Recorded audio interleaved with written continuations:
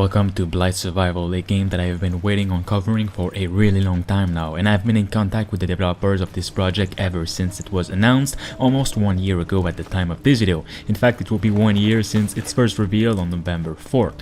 This is a game that from the beginning I knew was going to be really ambitious, because well, the developers had a lot of ambitions and ideas to incorporate into this thing, and ever since they shared their first little development clips of Blight on Twitter, it exploded all around the gaming world, and so many people were already on board, even though it wasn't even actual gameplay. But now we're here and we have got the official gameplay reveal of the game, as well as new gameplay details that are super exciting, so let's just get into it right away.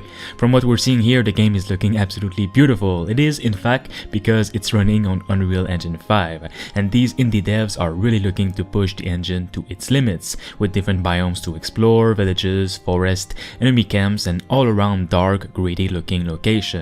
They have made a ton of graphical enhancements and techniques to nail this gritty medieval horror look, and I do think they nailed it. They really want to make the world feel grounded, even with its mysterious and supernatural elements. The tone they're trying to set needs to reflect the time period, even if it plays out in an alternative 14th century, dangerous, cold, and with a dash of mystery to it. It actually quickly dawned on the devs that there weren't and still aren't any gritty, grounded PvE medieval co-op games out there as we speak.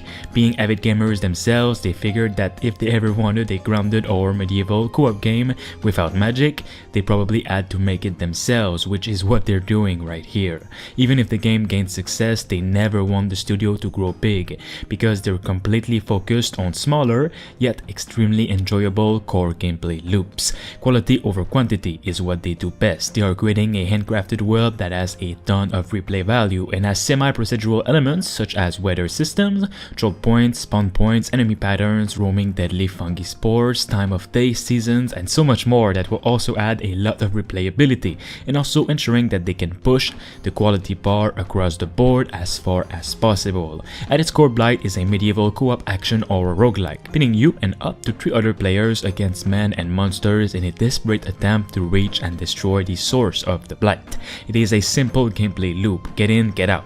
However, each playthrough will be completely different than the last, as they're deploying semi-procedural elements affecting the weather, choke points, spawn points, patrol patterns again, and all of that. You are free to pick and choose whatever route you fancy, as the game doesn't have a linear design and you can roam freely. To further this, deadly fungi spores gradually move around the map, effectively turning it into an ever-changing living maze, thereby forcing you to adapt to the circumstances. You start the game with poor equipment and have to kill, loot, and explore your way to the spoils of war. Should you die, you'll lose everything upon death, although knowledge will carry to the next character in your bloodline, so it may be advised to return to camp, upgrade, enhance, store, and customize your equipment to stand a better chance in the next run.